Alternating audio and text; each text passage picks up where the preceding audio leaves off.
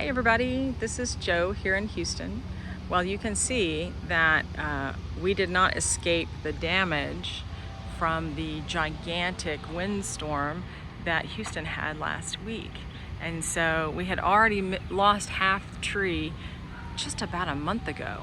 And now we are gonna lose the whole tree. It is just not salvageable, and like next week is hurricane season starting, and you know, we just can't afford to have this hit the house.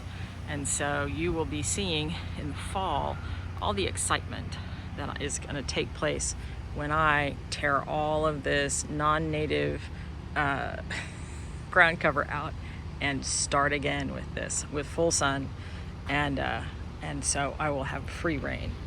But it has smushed a lot of stuff. It's smushed my one little rose that's looking good. You know, it'll all be fine under there. But yeah, it's a hot mess. You can even see pieces that haven't even come down. They're broken up there. It's a mess, y'all. But I'm gonna show you the garden that made it through just fine, really, through that storm. These things, which are shade plants, I'm not sure what's gonna happen when this tree comes down. This is a shrimp plant, and there's some pink fire spike back there. It should be all right in some sun. I'm not so sure about this. Then I've got some beautiful crinum lilies coming up, and they'll be fine in the sun. They'll probably be happier in the sun. And then I've got a white plumbago back there. And it looks like I've got another plumbago that's self-sown. I never thought about plumbago as being something that would spread, but it definitely has been. And then I've got a little Texas rock rose. They've closed up for the evening. And then this was just a volunteer petunia. I haven't grown a petunia in 100 years, and certainly never by seed. And so, where did that come from? Oh, here's the rest. Now I have put in the ground a while ago, this is a native plant. This is called blue mist flower, and I'm hoping it's a ground covery thing. It keeps getting taller and taller. I'm hoping that it will sort of lay down. We've been unable to grow much at all under this tree. It has terrible root system, so I'll be glad to not have to fight it, but the root system's still gonna be in there. And so it's gonna be an interesting little ride. I have thrown out a bunch of seeds because it's so hard to get anything to grow under this tree.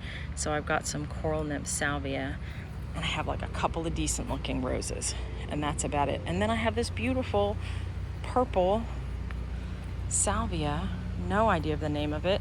It was here when we moved in 2009, and you know, it just has looked good ever since. So goodbye tree. You can see, oh, just a mess. What a mess. That'll snap right off in the first hurricane that comes by. I'm loving all the yarrow, so ferny. And then, oh, I've got a cleome that is starting to bloom over here. Now this is an annual, and cleome is an annual, and I will pull that out, you know, in a couple of months. It'll get too hot probably. Sometimes I'll have a cleome that'll last all the way through the summer, but in general, that has not been my experience. I don't love that it's right here, but it's fine. And then I've got two Texas rock roses here that are getting big very quickly, and that will be one big just mound of pink, and I'm really happy about that. And then here's a little surprise. I put this, this is native, and this is Jewels of Opar. Look at the sweet little pink flowers and this wonderful sort of lime green foliage. I grew this from seed. It just came up as a volunteer in the backyard, and I put it in here, and I put it in the ground. Everything that's still in a pot is still really small, and these just jumped. Oh my goodness. And they will self-sow as well, and hopefully be all over the garden, which would make me perfectly happy. For now, I can climb in here, and I'm trying to be good about clipping things back and helping them bush out, but when it's so hot, I worry about chopping something back in the heat and having it really struggle to come back. This is Salvia farinacea. That is a native salvia, and it's so nice. And I've tried to clip some back and help it be bushy. I need to clip this one, but I haven't. And I'm worried that if I clip it, it'll, I don't know, I'm worried it'll die. I've got some cleomes coming out. I really haven't looked out here. We had a massive storm on Thursday night, and on Friday morning at the crack of dawn, we drove from here to Sherman, Texas, which is a 5-hour drive, and saw our daughter graduate from college. And we got back and it was late, and then it was hot, and then we were busy. So this is Tuesday, and I'm really just now taking a good look out here. I think it did fine. Now here, if you saw, I did a short on tough love gardening. I had a beautiful Amy there, but it was smushing my coneflowers. It was smushing my Texas rock rose there. It was smushing my Salvia farinacea, and it was kind of starting to smush this wonderful penta. Look at that. And so I took it out, even though it was so pretty, but it was just tall and falling over. And this will fill in soon enough. That salvia will fill in. This rock rose will get huge. I kind of wish that if it wasn't so hot, I would move things. Like I would move this coneflower here so that could get bigger. I don't know. It's all too crowded. But if you know me, you'll know that I crowd everything in anyway. This Gora, look how floaty and pretty. I just love it. And these coneflowers are just, they make me so happy. And then here is my little native milkweed that has already been eaten down once this spring and has already bounced back. And I've got a new little clump of it that I grew from seed here. I have this on top of it so mama butterflies, monarchs, won't put new babies on here. There shouldn't be any monarchs really around anymore. They should have gone to Canada by now, or headed there, but just in case. And then some of these, I got some zinnias that have come up. I didn't plant these. These are just left over from last year. They just, self-sown, volunteer. And then here's this little dwarf Salvia leucantha. And it still looks okay. And again, I'm trying to make sure things don't get swamped. I have a lot of plants that I like that will absolutely swamp other plants. And so here's one as an example. This is blue mist flower. Native, beautiful, butterflies love it. But it just spreads and lays down, and you can see it's already entangled with this Salvia leucantha and also with this pretty parasol's coneflower, which I think is looking pretty spectacular right now. And so I'm gonna have to keep trimming things back and exert my power over nature, man versus nature, woman versus nature, and keep this in check so that this doesn't get swamped. And then I've got another little coneflower coming up here, and I don't want it to get swamped either. Speaking of things swamping other things, this incredible Nicotiana, I have trimmed a little bit of it. So pretty. This lovely lavender, look how lovely. But it has laid down, and it's smushing this grass over here. It's a native grass. Well, practice what you preach, Joanne. I haven't. I need to cut that right there and remove that piece, but I have not because it's so pretty. So I'll suffer the consequences later. And then back in here, here's my little dwarf Barbados cherry, which is native. Look at the sweet little flowers. Don't you just love? I just love that flower. I think it's really sweet. It's not super showy, but it is a really sweet little shrub. And then, ooh, looky. This is porterweed. Look how gorgeous. Isn't that fantastic? And that is native to Texas. I love it. And then I've got a couple little things in here. That's a gomphrena I grew from seed. It hasn't gotten very big, but it looks good. I've got some coral nymph salvia in here. I've got some native milkweed in here. It's kind of a hodgepodge. That's another gomphrena. Look how pretty that is. That is the native milkweed, and I'm going to put some more in here and take that thing out. That is a huge, what is that called? Like a sea holly. It's not happy in Texas. It's never flowered. It seems it's been there for like 2 years. So it's getting its getting its pink slip. I've got a bit of Verbena bonariensis popping up here and there. And then you can see the lovely coral nymph salvia. You can see the color of that coral. And then here is Walter's viburnum. I'm trimming this to see if I can keep it in a little ball shape, like you would a boxwood. And then I've got another Gora. It's kind of flattened. Now I also have raccoons and things that come clomping through here all the time. So here's another Gora back here, but it looks kind of flat. More milkweed. And then here is a big old pot of milkweed. Ooh, it's getting ready to bloom, that I grew from seed. And this will end up in here somewhere. It seems pretty happy back here, but I haven't gotten that in the ground. I'm kind of letting it really get going. I've got some more cleums back here.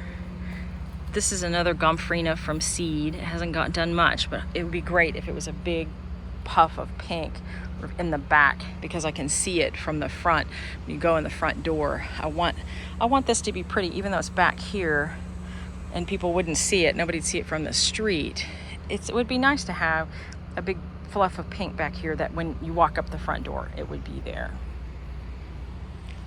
I have my goofy little self-sown cleums back here that, if they bloom, nobody's gonna see them but me. Here's a black and blue salvia, which needs to get, there's one flower left, but it needs to get, isn't that pretty? It needs to be trimmed back. All of this needs to be just taken back. And then you guys, look at this. I mean, this is that native oak leaf hydrangea. It's been like this for a month, and every time I look at it, it's like it kind of elongated and everything kind of went greener than more creamy, but none of it's really turned brown back here. The one up here, the one in the back has turned brown. The flowers have gone brown, but I don't know, it just makes me so happy. Here's another volunteer plumbago, and I've got 3 of these big porter weeds. That's one, there's one, and it made a huge clump around this crepe myrtle last year, and it was really nice. And then this is a normal, this is a regular sized real salvia leucantha, but it's small because it's not getting any sun back here much at all, and it's ready to be clipped, but it bloomed and it's all right. Lots of agapanthus that hate me and are not blooming. Those are amaryllis that were gorgeous. And then when I walk around, I'll show you. This is the best salvia, Salvia mystic spires. I love it. There's a southern wood fern that's doing really well under there. I'm really happy with the southern wood fern. And let me come around, I'll show you the side.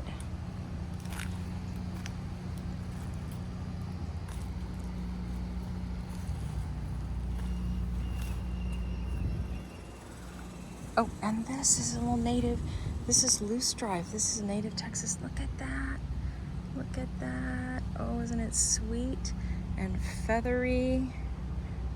Oh, I love it. I planted it too close to the salvia, the mystic spires salvia, but I'm still happy about it. I've got some coral nymph salvia here, hasn't quite bloomed yet. More milkweed, and then there's still some larkspur going, so pretty. And then this is a nice pink Gora back here, and I'm hoping that'll really fill this space in. That Gora hopefully will get as big as this big bopper right there. And then, oh, look at the color. I wish you could tell how electric blue this was. And I do like it with the pink penta. My desert willow is looking so pretty. I keep looking for flowers. I don't really know what flower heads are supposed to look like on this, but I'm so excited that it's still alive. And then a plumbago that has had a rough winter, and so it's taking its sweet time coming back. This humongous rose is mutabilis, and I just keep, as long as I deadhead, it blooms, and it blooms even if I don't. And then there's fragrant mist flower, which is a white flower back there. I'm growing it for the leaves. I can see that there's leaf damage. I don't know how dark, it's too dark. Can you see leaf damage on there? I'm gonna assume that maybe that's a host plant. I know it's a host plant for a butterfly, that's why I'm growing it. Hopefully the butterflies have found it. And then here are my fantastic, huge tulip magnolias. And I've limbed this up, and I kind of feel like I need to cut, just visually, a few more of these so that you can see the trunk better. I think that would look prettier. Oh, it's not a Houston video without a helicopter. It's got some kind of, I don't know, mildewy business on the leaves. I'm ignoring it. This one looks even worse. But I don't want to spray anything on it. That, I don't want to use any insecticide or fungicide if I don't have to. So I'm just going to let it ride. And then here's my beautiful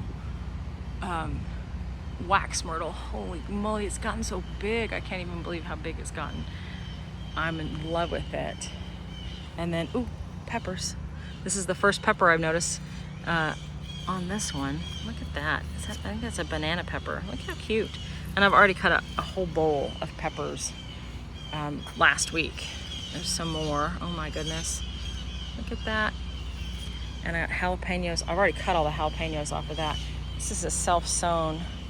Gosh, these are pretty. I wish they'd done this in the front yard, but my neighbor will enjoy them. And then in the same way, you see, I've trimmed up, I've limbed it up so you can see the trunks. But if you look back, you really can't. And so I probably will come in and trim up just a few more low-hanging things so that you can see through. I like to be able to see the trunk and then the wood fern back behind it. Well, thanks for taking a walk through my front yard garden. It is mostly native plants. I'm thinking it's probably at least 70% native plants, and I love it. I think it looks really pretty, and I am trying to have sort of an English cottage garden with native Texas plants or nativars. There are some people that only do the real. I am happy with a coneflower that's a hybrid, because a purple coneflower is native to Texas. I'm okay with this being a hybrid. That's blasphemy to other people, but I have surrounded it with reals all over the place. Anyway, I hope that you enjoyed watching it, and I appreciate all your kind comments. And I encourage you, buy native plants, grow native plants. You can do it. Take care, y'all. Bye-bye.